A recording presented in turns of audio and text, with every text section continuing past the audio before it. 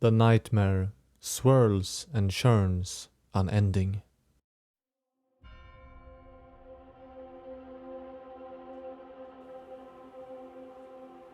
Caddock raised his nose to the wind. He thought he smelled the stench of blood. Maintaining his eyes on the sky, he could not shake off the notion that a particular shade of red cast by the setting sun was an ill omen for the approaching night. Henriette walked out from the workshop, over the bridge to where he stood, closing the latch on her shoulder strap with pouches. "Hey, Caddock!" She waved and quickened her pace. "You never told me." She sounded cheery, since her accusation was delivered with such a tone and smile. It made him smile hesitantly, curious about what had her behaving so out of character.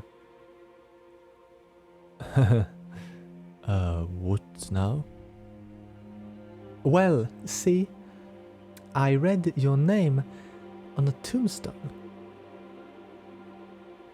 She still sounded playfully devious. Had she not, the statement would have sounded very grim. That right?" She leaned in closer and spoke lower. "In the dream. You must have been there once. The doll says all past hunters have their names written there." "Oh, yes, that's, correct." "We aren't supposed to talk about it. But since you once been, I don't see the harm." "You aren't?" "No. Not all hunters are bound for the dream, evidently." She still smiled about it, but Caddock lowered his eyes, feeling like he shrunk a bit. Naturally, he felt relieved that she would be spared death on the hunt. But his mood had shifted so remarkably when he realized that was not true. He was instead impressed with how she was able to smile about it. How many times had she faced death, he wondered. "Well, good on you. The hunt is harder than ever, I understand." "Yes. I like to think I've helped many of my colleagues who do not dream endure it. For the people, you know. They need us hunters. And I guess the hunters need us." For a moment, it felt like he was talking to a hunter of hunters. But one calling herself such would not smile that much about it, nor be very proud of it. But when she turned her head to look at the setting sun, her mood slowly shifted. The smile ran off her, and she eventually crossed her arms bravely, but also raised her shoulder, so it looked like she was feeling a cold breeze. "Still no signs of those people, eh, Caddock?" He shook his head. "I keep thinking about that woman. Was it her husband that went missing?" Lillian. And yes. But this might be it. It better be. She bit her lip and looked ahead, They watched on as the sun slowly vanished over the horizon, changing the sky into bright orange where it had gone. I hope you do find them. There must be someone to light a candle amidst these fruitless nights. Come now. What happened to the shining beacon saving the hunters just now? She did not return the cheeky smile he gave. I could never do what you do. It always seemed like fumbling in the dark to me. The hunt makes sense, you know? In some idiotic way.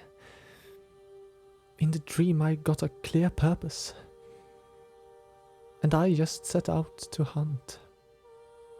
Knowing it must be done. For the good of Yharnam. But even the hunters...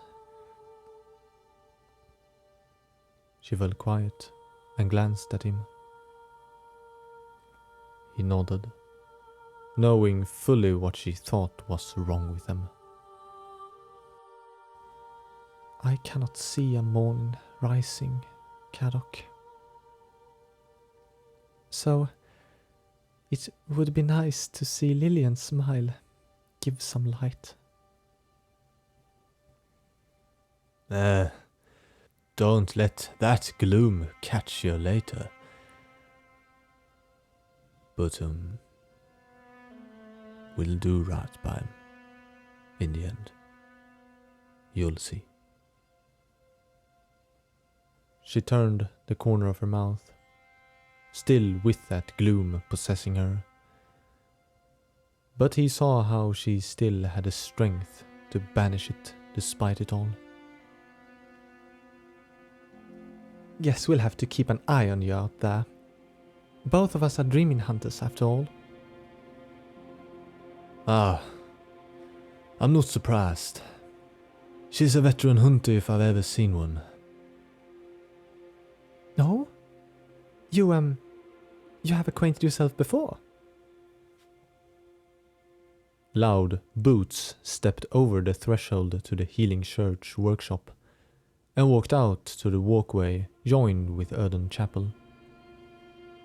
Kadok! Back for more, eh?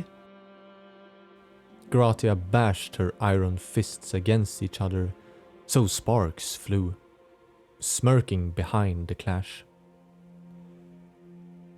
Indeed. Good of you to join us. Could not help myself. You pray and all. Shall we be off then? After you. She continued to stomp past him. At first Henriette looked surprised, but then rolled her eyes, albeit with a smile. They departed Elden Chapel and left for the aqueduct, intending to make way over the bridge into central Yharnam. Gratia marched ahead, ever eager to get the first serving of the night's prey. Having walked halfway over the bridge, the massive woman slowed down so they caught up. So what's the deal?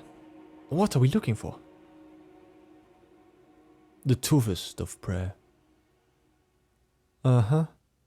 Not saying much. I'm at my wit's end here, Gratia. There is no pattern. Only one satin. But it's the only thing we got. Black hunters stealing away people at random in the night. We must be vigilant. He turned specifically towards Gratia. And ruthless once we find them. They cannot slip our grasp. She banged her fists together. No problem. But Have you hunted them before? He nodded and continued walking.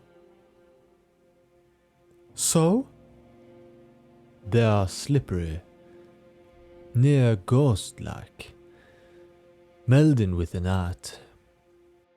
I only knew it was one of them, for I knew not what else it could possibly be. Huh.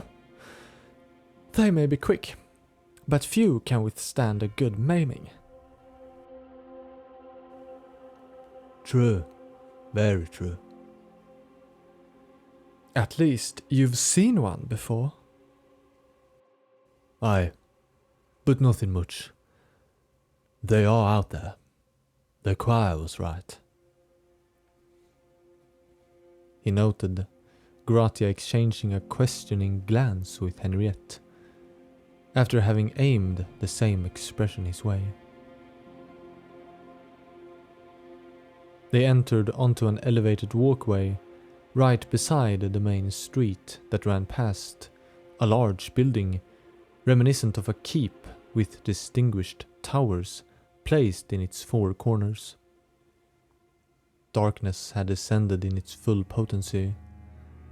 The entire street were illuminated adequately from the streetlights.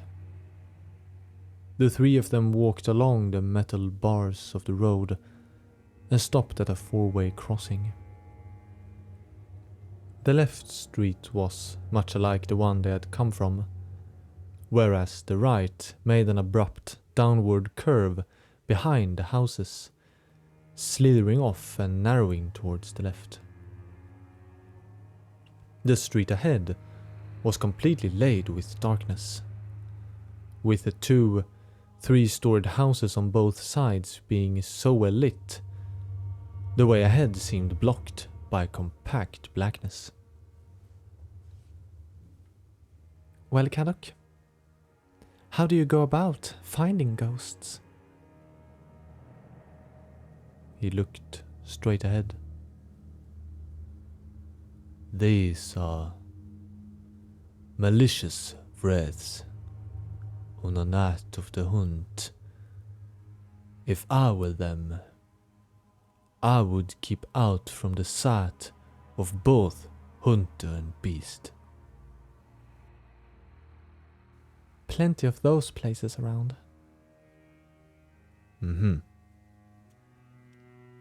He stepped out into the middle of the crossway and beyond the wall of darkness. Well through it, his eyes were quick to adjust, and the street ahead was one that seemed strangely like an optical illusion, where one stares at a wall painted with a clever visage of depths. The surrounding facades seemed to bend over the street that went on straight ahead, while growing less and less wide where it eventually ended in a roundabout. With his companions beside him, he stopped to listen. Just as he did so, the clock tower of the grand cathedral rang out 9 chimes. Having quieted, the environment seemed even more deprived of sound than before the clamorous announcement. They continued along the way until the sidewalks faded out to merge with the main street.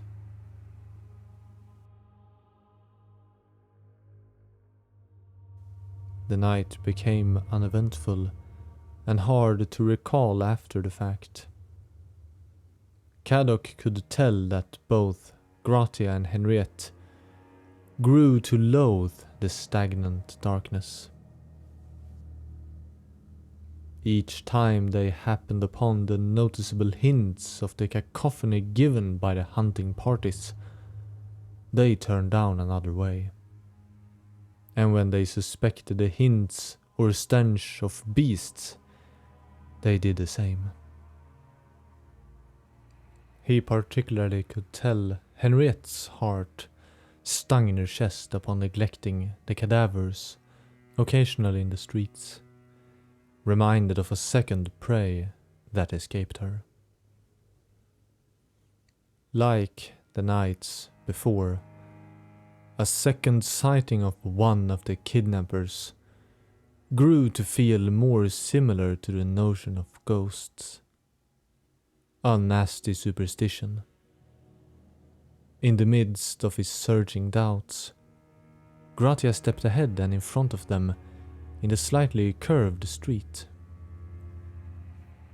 She stopped there, in turn prompting the others to do the same. "Ahead," she whispered. He noticed movement up ahead.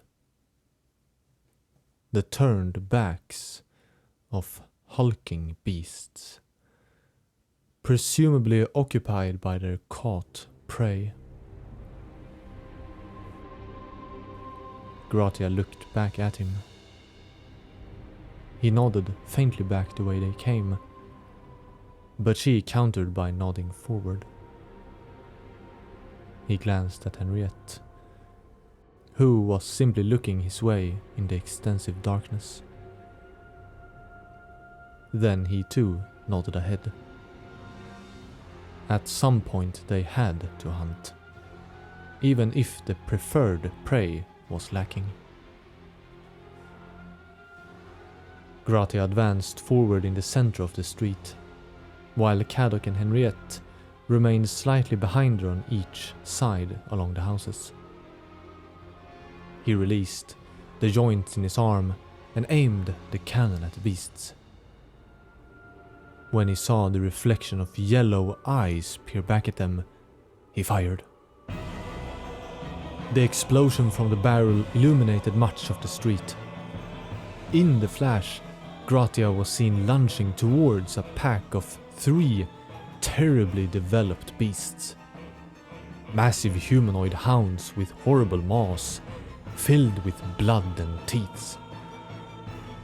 Gratia's iron knuckles punched the ghoulish face straight into the ground.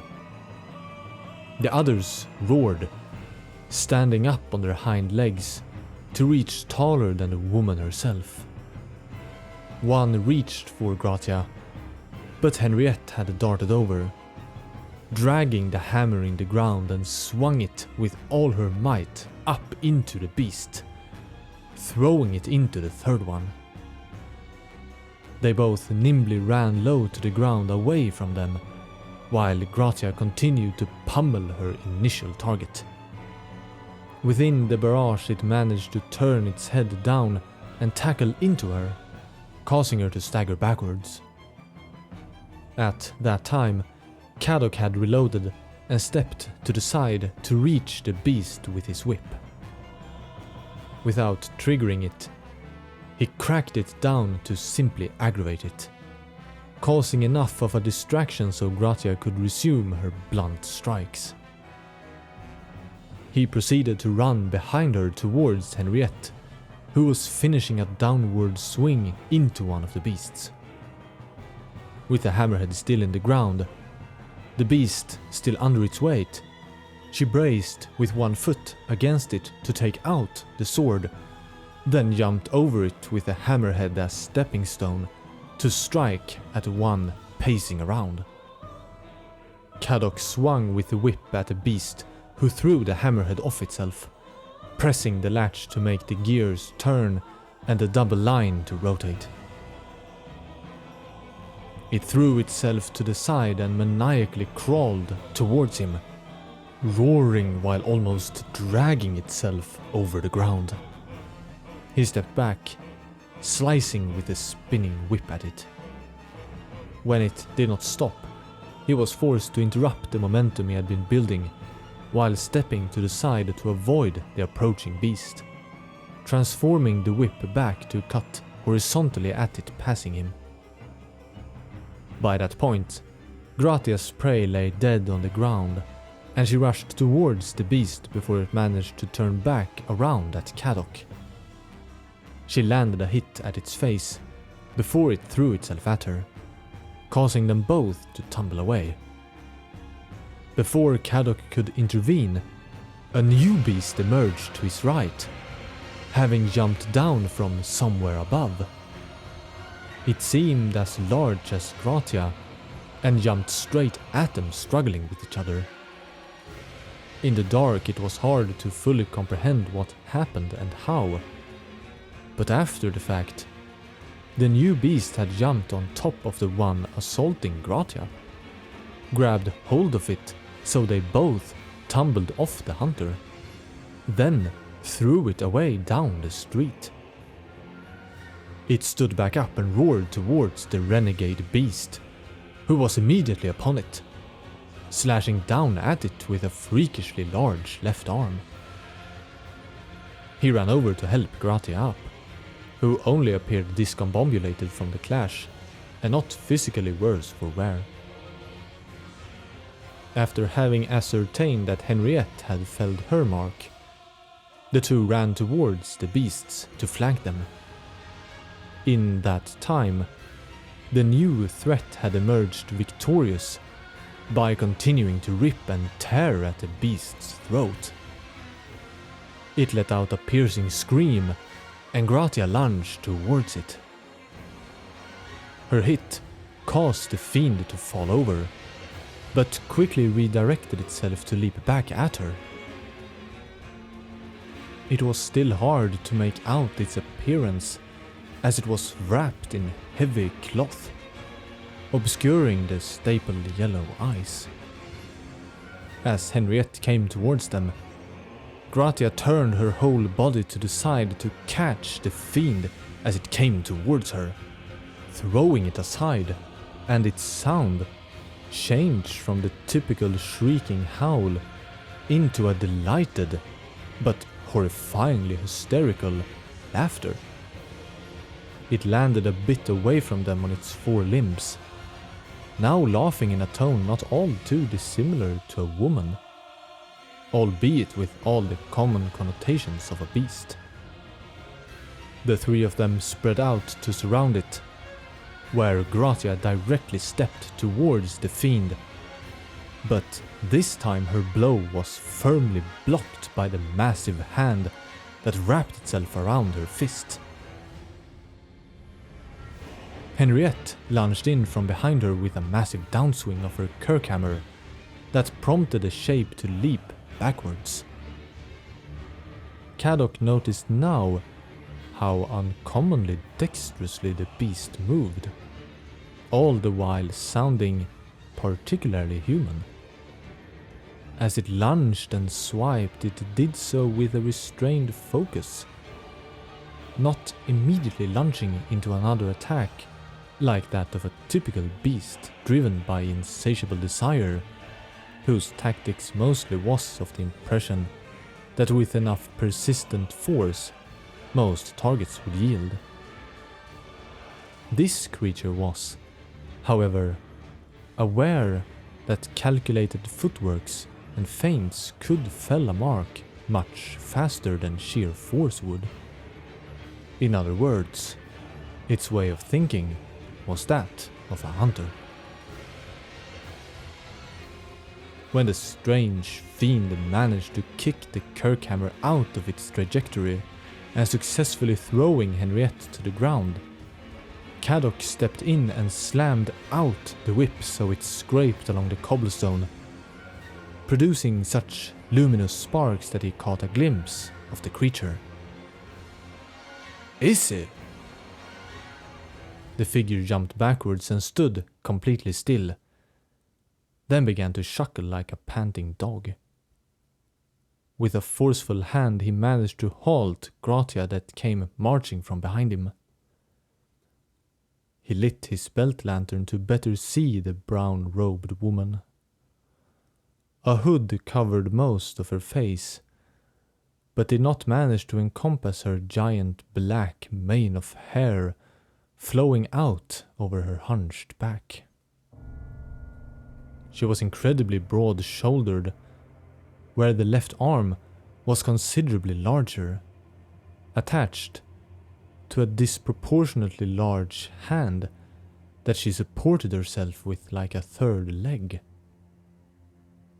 While appearing more beast-like than woman, traces of an old hunter attire was still visible on her, although far beyond the conventional recognition. While Henriette came to her feet, Caddock continued to stare at the woman that had reminded him of irreverent Issy. Her face was partially bandaged, where only one yellow, pupil-less eye glared back at him. Despite it, he was sure it was her. She gave off a sound that crossed between a disapproving scoff and a barking dog.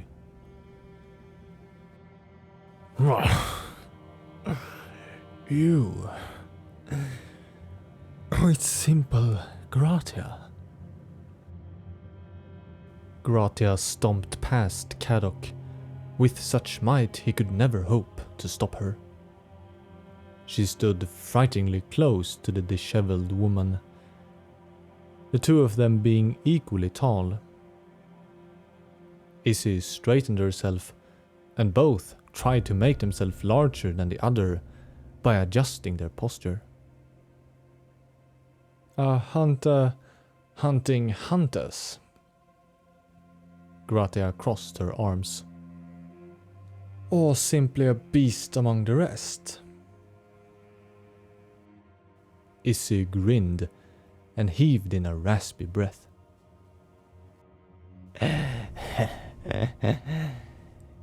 Beasts. True beasts. Might be where you least expect. Nearly mistook you for one. Issy. Caddock stepped up beside the two as they stared daggers at one another. It's like you arose from the grave, you know. She glanced over at him and slouched down slightly below Gratia's height. She retained the freakish smirk, and while the area just behind her exposed eye had started to shift in skin tone, giving way for a monstrous transition, her smile was still that of a human. The hunt takes you to many places. She looked back at Gratia. You've gotten stronger. Think you could take on this one? I'd smash you into the stone. But you won't. Caddock managed to step in between them. For she is not a beast, and looks to me like she just saved your life. Gratia sneered with disdain, more so at his statement than she had at Issy. I thought you long dead, Issy. Now you turn up in the middle of the hunt. I hope only beasts have fallen prey to you. Ha! Never seen Yharnam with this many beasts. Larger and larger. You hunters can't possibly keep up. Issy, please. We're hunting different prey tonight. The beast-possessed hunter looked between the three of them before stepping back from Gratia and sat down on her hunched legs.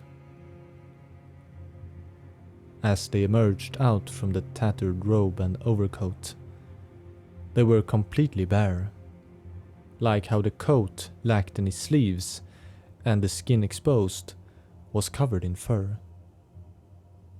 Her feet had been deformed into contorted paws. A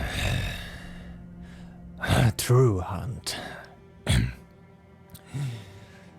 And don't I know it?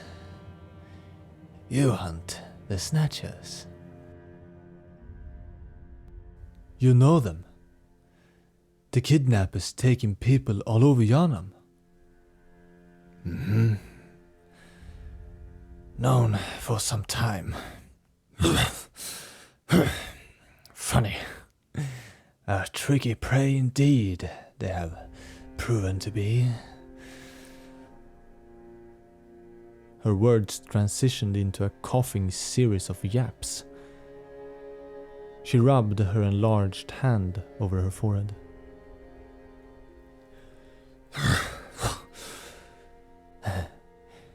That's the stuff of true beasthood. They don't even know it themselves. Turning on yourself, on your own kind. Now that's beasthood to me. Who are these people? Where do they come from? I said it, didn't I? A tricky prey. They just disappear. Hard to keep track of. I just prefer to end it quickly before they mess around more than they should. We seek the den of the beast, is it? To stop these people. Can you aid us? She shrugged. My hunter's thirst has yet to be sated for tonight. Worthy prey has yet come my way. Pardon me, but you two are familiar with this beast? They all turned to Henriette, who had placed the hammerhead on her back, but still held the sword at the ready. Izzy let out a growl that seemed almost to slip out involuntarily.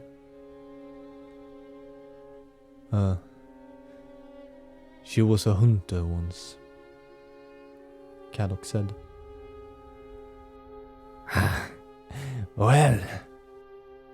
She stood up in her full height and leaned in closer to him.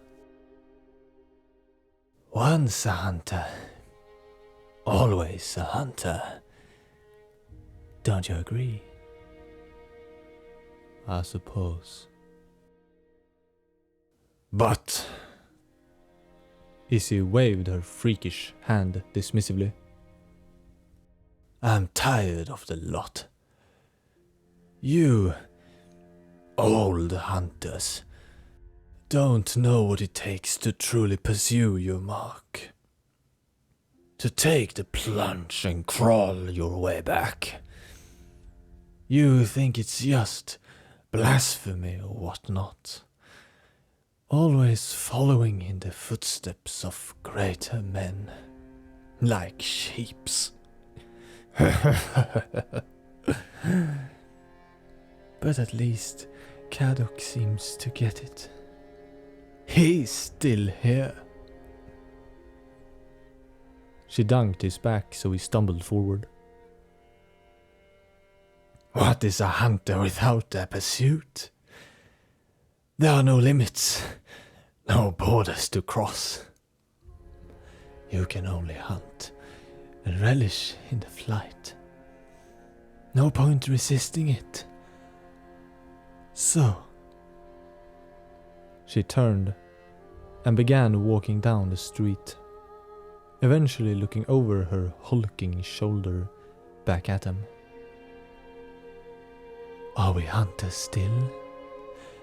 Or has the night steeped into your souls already?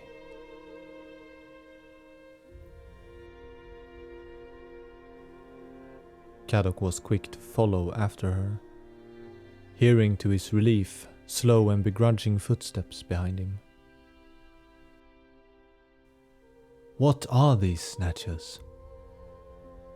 He came up beside the lumbering woman, who walked strangely quiet for her size, aside from her deep breathing. How many have you come across? They are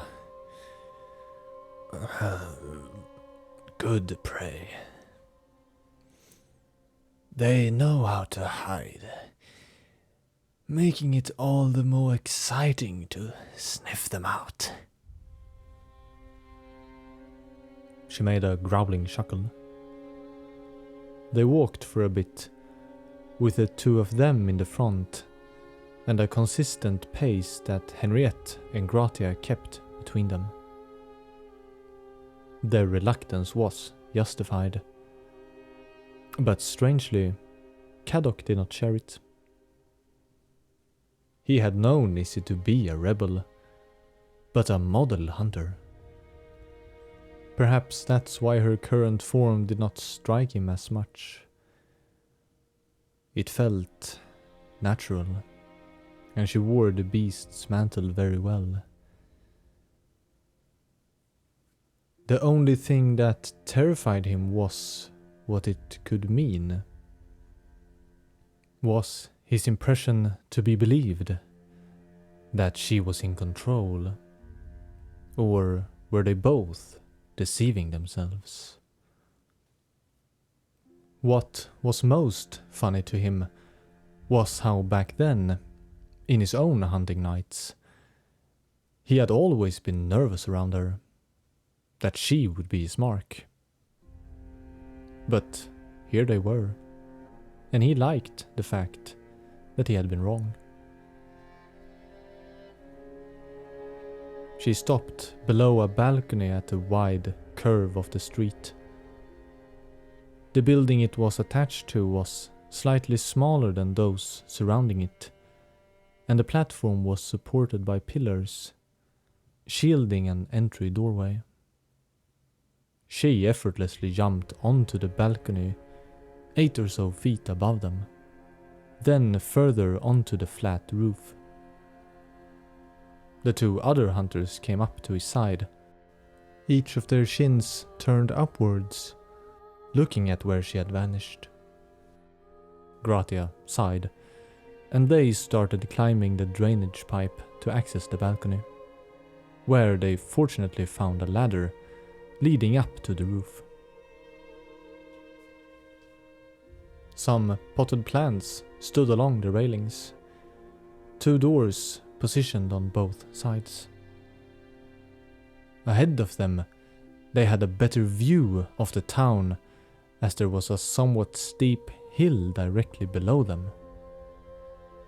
Izzy was sitting hunched behind the stone railing, overlooking the town, and turned as they approached.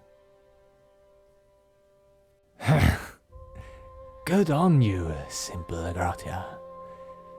Made it all the way up here. Oh, shut your mouth. Count yourself lucky that I haven't run into you before. Says more about you that you haven't. I swear to God. Quiet, you. Henriette hissed at them. Both of them made a similar annoyed grunt. Caddock in the meantime remained vigilantly focused on the streets below.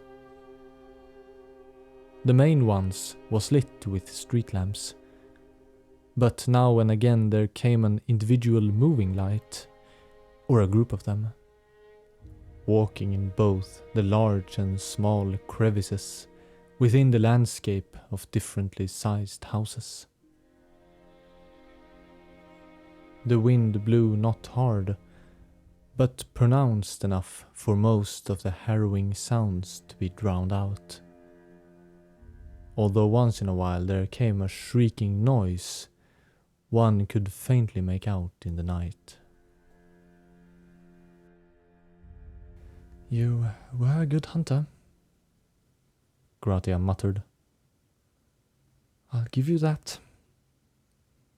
But it was always impossible to work with you. Know that?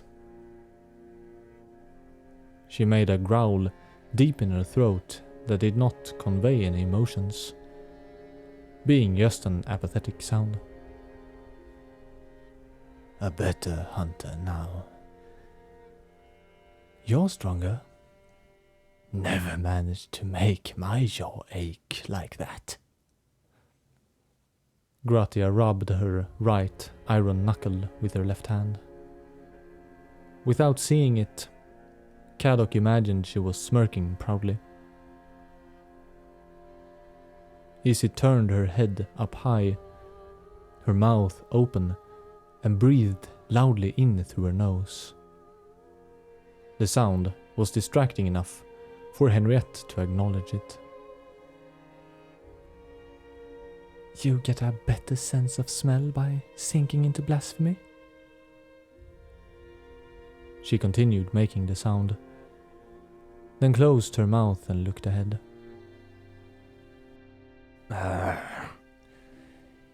You and your definitions. And no. Or perhaps I have. It all just smells like blood. She jumped up to perch on the railing. Well, enough hanging around. The hunt is on. She jumped out and slid down along the rocky wall.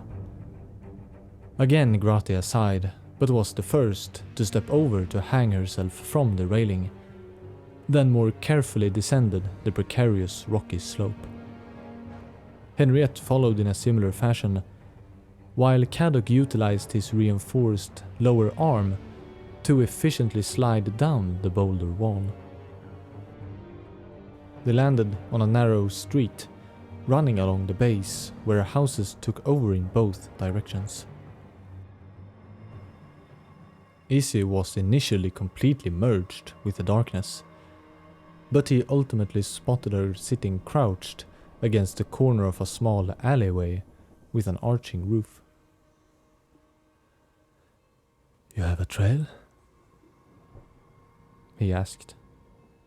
She glanced back at him.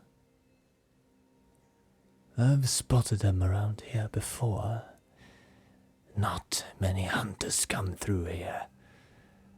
And it is far away from that massive army march. What about beasts? They ought to avoid everything. Beasts are everywhere, Kadok. When the others came up, she headed in through the narrow passage, where she almost took up the entirety of the width. They emerged out in a wide open street, running perpendicular to the direction they came in, lined with houses. In the center ran a narrow riverway, with streets on both sides of it, the other side being fenced, while theirs was not. From one of the adjoining streets came fumbling footsteps, and warm light shone by more than one source. Izzy immediately ducked behind a bush within a strip of garden along the house exterior. Becoming so properly hidden, she appeared much like a bush herself, with her rugged and disheveled hair. From behind the house corner came two white uniformed holy blades, with their mantles tattered and the lower robe stained with blood. Each held a torch, and they lurched forward like ghouls, tired from the night's ordeal. While Izzy had been quick to hide, none of the three felt the same need, and when they came closer, the torches illuminated them as they stood on the greenery's edge. Instantly the two heads jolted in their direction, but their eyes seemed unfocused. Gratia raised her arm to greet them, and the two changed their course to walk down the way to enter upon a small bridge over the masoned waterway. Realizing the difficult situation, were they to spot Izzy, Kadok walked out to meet them. He was about to discreetly greet them, but stopped himself upon noticing that their breathing was eerily similar to Issy's. One had even covered up his eyes with bandages, making him likely only able to see from the tiniest slither in the fabric. As they came closer, their movement grew more tense, and their breathing more grunted. By that point, his two peers walked out closer to him, but they were still too far away from him to react when the blindfold hunter drew his silver sword at Kadok. Having crept up silently beside them, Issy came leaping straight onto the hunter to intercept his attack, making them both fall into the shallow water. The second staggered back and dropped his torch, making only an aggravated growl as he too drew his blade. Wait! Stop! Henriette stepped in between them, and in doing so, became the target of his attack. She managed to draw her own blade to be able to just strike away the incoming one. Beside them did the water explode in a geyser, and out lunged Issy, followed quickly by a feral, much larger humanoid with an even more tattered white garb.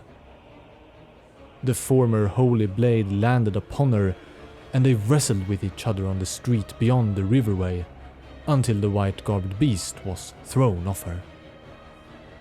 The transformation had been so furious that most of his garb had disappeared in the process, leaving him with a tightly wrapped rag of a mantle around his long and outstretched neck, with a vulpine head with curving horns. He had grown so tall that the once long robe only reached down to his waist, exposing hairy and bestial legs. Kadok stepped before Henriette to swipe with his cane at the holy blade hunter, who seemed not wholly capable of focusing his gaze. He mumbled something while looking over at the other two beasts, clawing and maiming each other. An opportunity Kadok made use of to stab at the man. Having aimed for his throat, he moved back just in time for the tip of the blade cane to graze his neck. He blinked and staggered backwards, wildly swinging his blade. Then his eyes bulged with anger in their sockets, and he exposed a sharp row of teeth while he plunged the sword into the thick blade on his back and thrusted the greatsword forward. Kadok stepped around and balanced right on the edge, moving a few feet behind the frenzied hunter.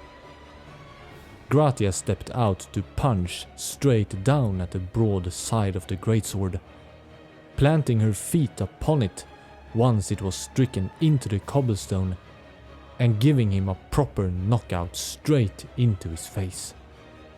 He fell backwards and dropped the blade.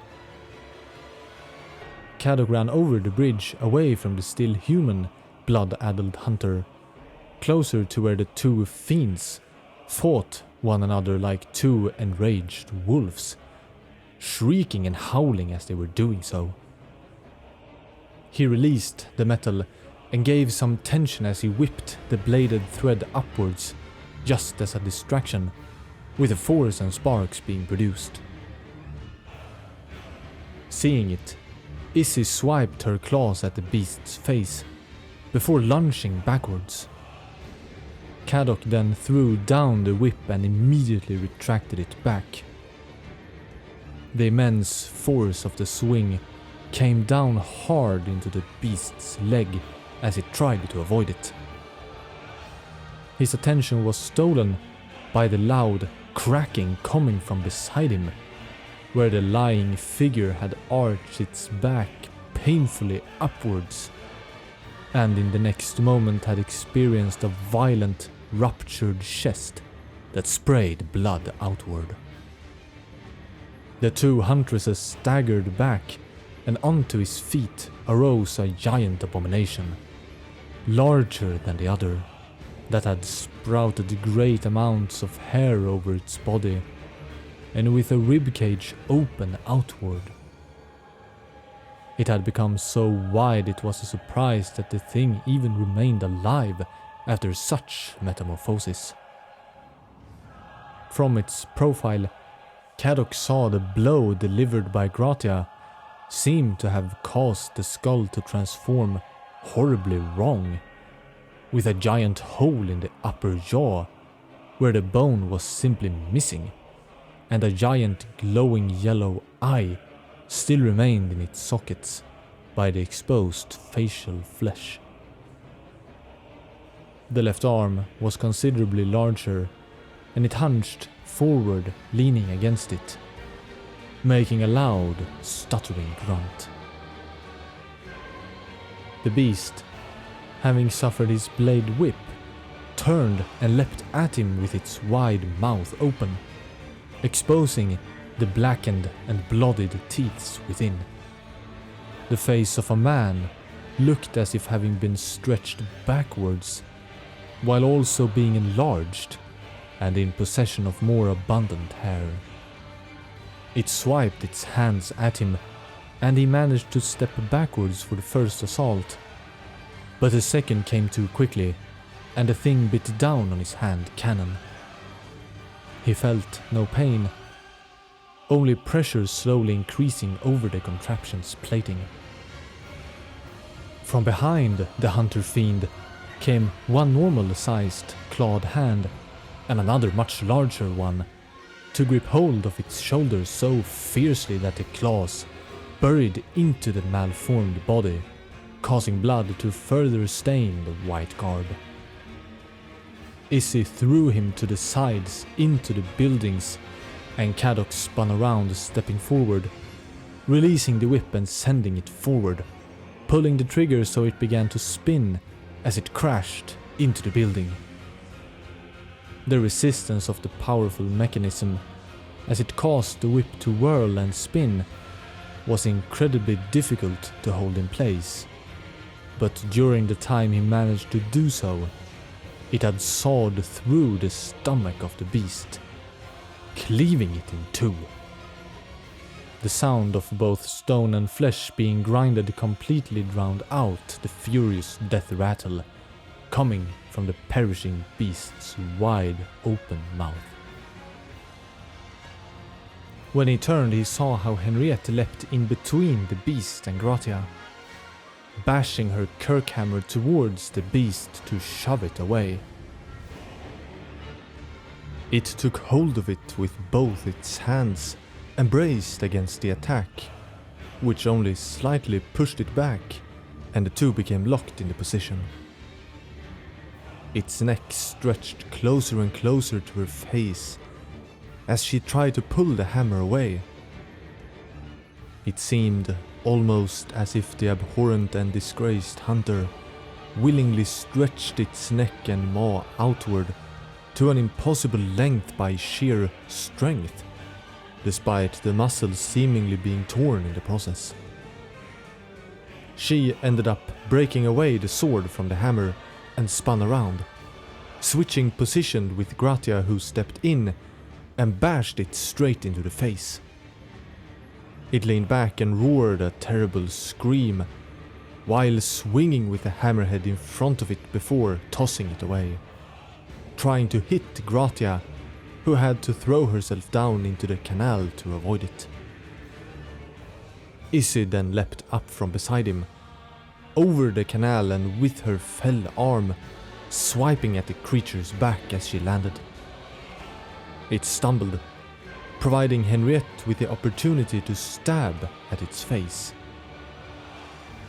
As it reeled back from the piercing blade, Izzy had remained clutched to it, and had now wrapped her arms around its neck, pulling it back and down onto its back. There she rolled out from under it, grabbed hold of its neck with her large hand, and started to pull while digging her claws deeper. Its scream devolved into a more raspy and contorted tone as its throat was crushed, culminating in its sudden silence, and Izzy forcefully ripping most of the flesh out from it. Kadok walked around to join them. Izzy looked up at him, heaving and grunting as she stood up from the deformed cadaver. She stumbled a bit and slumped down next to it, letting her arms rest on her knees, and lowered her head. Gratia had walked up from the canal, her legs drenched with water.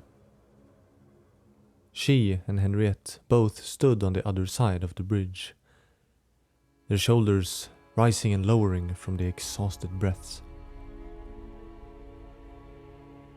It seemed from their expressions, with the quivering mouths and hesitant eyes, that they had something profound on their minds, but knew not quite how to voice it, hence their blatant stare. How, I wonder, have you not seen it? Izzy's voice was suddenly very low and absent with the underlying growling, now more smooth, like the woman she had uncannily remained as, despite appearances. She shook her head and looked up at Kadok. It didn't make sense. No one remains pure in this town so graced by the gods.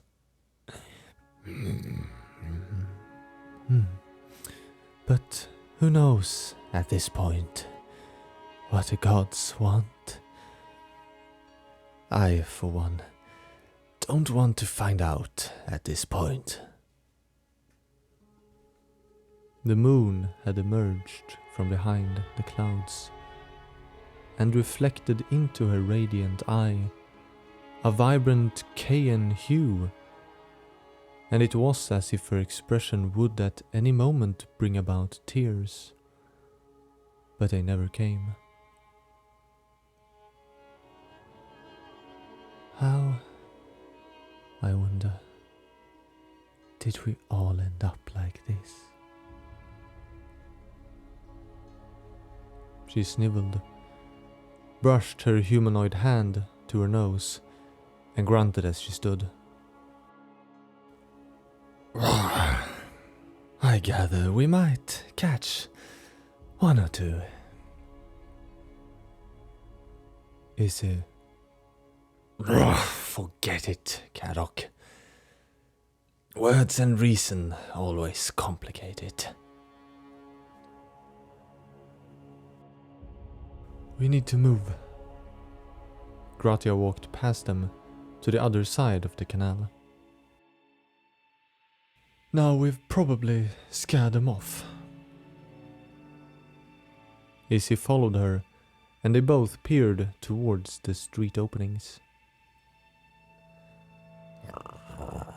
More than once I've caught them around here. Let's hope they haven't grown wise to my antics. What you wanna do? Split up? The beast woman nodded, turning her head down the waterway's direction to the left. We'll take different streets heading towards Dollar's Gate. She motioned with her hand down along the canal, then pointed out some selections of merging streets.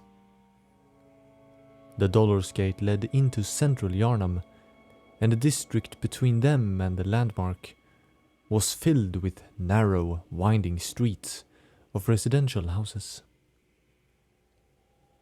Stick to the shadows this time. I'm sure they will. I'll head in straight on through. I'll head along the wall, Caddock said, and started walking to the right along the waterway. The canal came from Old Yarnum, where the natural river ran, but had long since been redirected. Further ahead he came upon a stone brick wall that was connected to the rocky cliff they had previously descended. At it, the street and canal turned in a wide curve to the left to run directly below the masoned wall. He did not follow it long, as he ducked into a side street in between the tall buildings, as no surreptitious hunter would walk in the broad and light-exposed streets. He headed in the same direction of the former street as it arched subtly towards their designated meeting point. The paths were crooked around the irregular-shaped structures, as well as varying in width. He turned a corner into an open crossroad next to a building looking like a small church, and proceeded through a small gate into a street that felt more like a corridor. Between the Gothic stone walls, barred windows and cramped streets, it was eerily silent. He walked slowly, so as to not have his boots echo too loudly on the facades. Once in a while, he heard the distant sound synonymous with the hunt, specifically a distant shrieking beast, but never did he become alerted by them as he carefully stalked along the corners of the houses, as they were indeed very far. As he was taking a small shortcut up a narrow set of stone steps towards a gate in a wall merging the two buildings surrounding him, he suddenly heard steps throwing themselves into a sprint in the street ahead. He hurried over to the opening, but remained in the darkness to peek outside in the moonlit area. A hunter, or someone, in a massive cape, sprinted over the street, heading into a dark side path. It was not someone he recognized, but the character did not strike him as one of their targets either, seeing how he was alone. Regardless, he was forced to follow the quickly disappearing figure. He darted over the street in a considerably less audible fashion, but almost as quick as the previous character. He did not need to see the figure running ahead of him, for he heard him perfectly well with the bouncing, echoing sound of his boots, leading him through the passages separating the buildings. Perhaps he was running from a beast. But that theory quickly became irrelevant, seeing how his pace continued, and with no sign of a pursuer from Caddock's perspective. No, he must be running with a destination in mind. Then came more sounds in the night. They grew out of the silence as he grew closer. First he heard an impact of metal upon stone, then followed the sound of people fighting. One he heard must be Izzy, due to her distinct roaring and grunting while striking with her claws. He started to gain on the man in front of him as they ran down a straight alley towards an illuminated open area. He now held a broadsword in his hand. He came to an abrupt stop that did not seem intentional when he could see the fight ahead. Caddoc was thus forced to also stop, but did not know whether he should take advantage of the man's unawareness. What made him decide to wait was the fact that he had stopped in the first place. Had the man rushed towards his peers, he likely assumed they needed aid. Surely he was not that startled by sighting a beast. His hand with the sword lowered, and he turned his head slowly to look behind him. Caddoc had no place to hide, nor was able to react quick enough until he saw him. The man became more alert when he saw him and was about to raise his weapon again, but he kept it lowered. Caddoc was afraid to do anything, like when not wanting to startle an animal. With the fight still raging beyond, the man turned towards it, then back at him, but ultimately was forced to make a quick decision. He continued forward, rushing out into the illuminated area. Beyond the narrow darkness, Caddoc saw a small three-way junction of streets with a little side garden where a well stood. There, Izzy was fending off two hunters dressed similarly to the apprehensive man, thick, raggedy brown cloaks wrapped with ropes. But her assailants had large hoods with bronze helmets beneath, whereas the initial man had his head exposed. Caddoc was still slightly surprised when he saw the man not joining his kindred hunters to overwhelm Izzy, but attacked a massively tall character wearing a dark robe and had a large sack over his shoulder. He sliced with a broad blade at the villain's side, causing him to stagger. Then the man leapt back to transform the blade into a pick by extending the long handle into a polearm and struck at the man again. Caddoc then took aim with his arm cannon at one of the hunters, currently pacing around Izzy waiting for an opening. The round exploded out at the dark hunter, who only then became aware of him. The bullet hit the sizable helmet, and the force caused him to fall backwards, while Caddoc leapt forward. Before he reached them, he caught how the giant of a man held his free arm up to his chest like praying.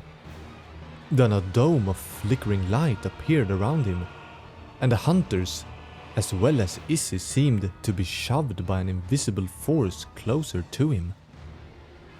However, the rogue hunter had leapt backwards, long before the arcane attack happened, and as soon as the light faded, he stepped back towards him to continue his barrage of swings. In the disarray, Izzy was the quickest to recover and rolled over towards the man Caddoc had caused to fall over, then buried her claws into his throat and ripped violently backwards. When she jumped to her feet, the hunter remained still on the ground, his garb stained red. Caddoc stepped directly towards the remaining hunter, having his focus on Izzy. He stabbed at him, but he managed to turn his way and stepped backwards to avoid his attack.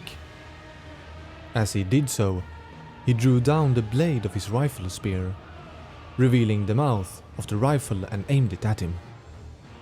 It exploded with a shrapnel round that Caddoc managed to take the brunt of by turning his somewhat armored left arm in the direction. But he was left open as the hunter was quick to transform the weapon back into a spear, shoving the blade back to the tip, and in the same motion thrusted it towards him. As he tried to dodge the attack, the blade grazed the side of his ribs. Not even being capable of acknowledging the pain, He locked the spear within the fold of his arm. His arm ached more than the wound in his side, the spear slicing into it. The metal frame kept the hunter from retrieving the spear, and Kadok stepped towards him, twisting his side and shot forward his right foot while stepping backwards with his left, causing him to get close enough to strike with his blade cane right at the hunter's throat. At first he struck metal plating, but the blade slid up and lodged itself within the crevice of his neckplate and helmet. He then slashed outward, so blood splashed along the cut. The man let go of the spear while he staggered back, but managed to do little else before Issy was upon him, throwing him to the ground with her atop him and maimed wildly with both her arms. Behind them, the robed man was kicking at the strange hunter, but he stepped back beside it and struck the long hilted blade straight into the side of the man's ribs, right under the raised arm, causing him to tense up and drop the bag. Kadok staggered back and away, feeling how his hand had become too numb to reach the latch that released the metal frame. The spear remained loosely within the grip of his elbow, but was at least removed from the wound. He sat down on his knees. The hunter stepped away from the dead body after having ascertained its deceased status. While he moved to the dropped bag, Issy rushed over to Kadok, kneeling down to examine the wound.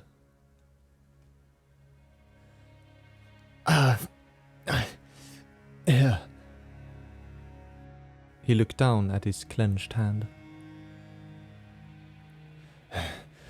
Right below the palm. With her normal hand, she felt around until she managed to press down the latch, releasing the tension so the arm could be folded out. She threw away the spear and moved away his torn coat to see the wound properly.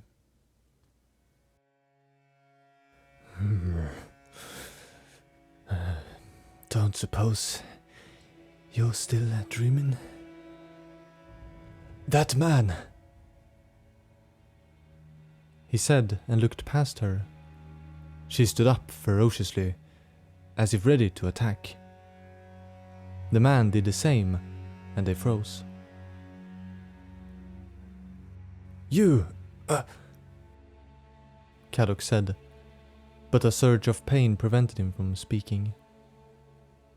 The man glanced quickly at him, then back at Issy. He held up one hand while laying down his church pick. I have no ill will to those seeing this madness. What about you? You look pretty mad yourself, Issy said. He lowered his arms.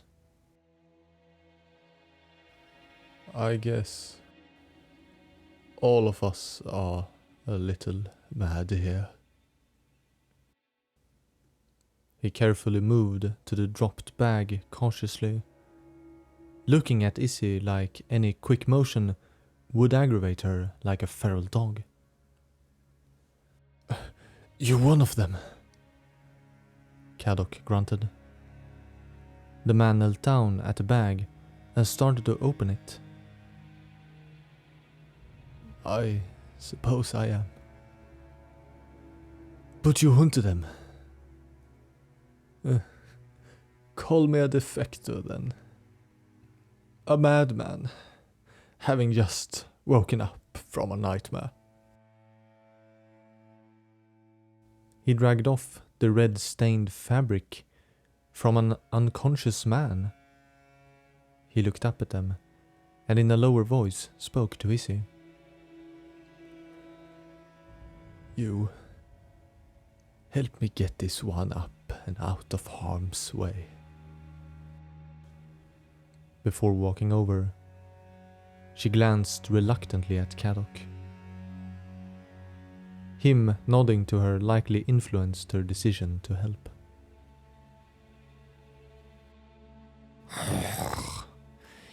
Just pray doesn't come too. He won't. I can assure you. I suppose you should take him to a clinic. Wait! Kadok made an effort to stand up. The real mission was to get to his feet. But once he stood, the wound did no longer feel as terrible. However, not healed, and still pained greatly. Answer me. Who is taking these people? He had turned and seemed ready to leave, but glancing at Izzy, who gave him a threatening growl, he looked back at Kadok with surprising sympathy. The hunters of Yahagul, at the behest of the scholars of Mensis. Why? Quick steps came running towards them down the street. Henriette emerged, with her blade drawn. When she appeared, Izzy grabbed the defector by the shoulder with her big arm menacingly. Now you stepped in the dung heap, friend. Although I won't shy from a good hunt, I'm sick of you hunting lot. So you'll hunt with my friend here instead. This woman will help you get these to a clinic. So you can finish what you have started here tonight. He did not appear intimidated by her command. He in fact seemed very at peace with it, and nodded. Good. You go ahead to the Dollar's Gate. Meet up with Gratia. She can help you with this poor bloke. She started walking away into the night. Both Henriette and Kadok were speechless. He had nothing to say to her, even though he wanted to. A terrific hunter was disappearing before him, as if she had all along been conjured from his memories to aid him on this night, only to vanish with her purpose fulfilled. It was disheartening seeing her, yet he counted himself fortunate to have had the pleasure. She stopped and looked back at him, smirking that same devious smirk he usually remembered her with.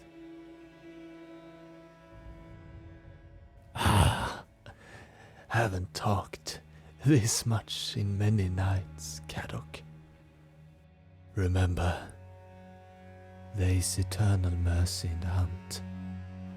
Just try not to lose yourself in all the blood.